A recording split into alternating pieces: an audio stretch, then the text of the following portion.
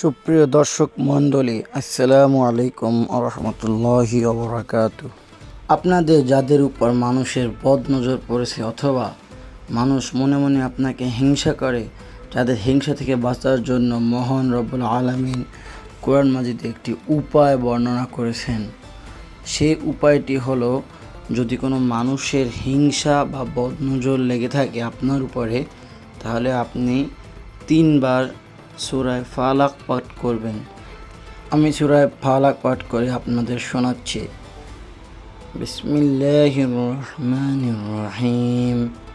কুল আউযু বিরাব্বিল ফালাক মিন শাররি মা খালাক ওয়া মিন শাররি গাসিকিন ইযা ওয়াকাব ওয়া মিন শাররিন নাফাসাতি ফিল উকাদ ومن شر حاسد إذا حسد صدق الله العلي العظيم।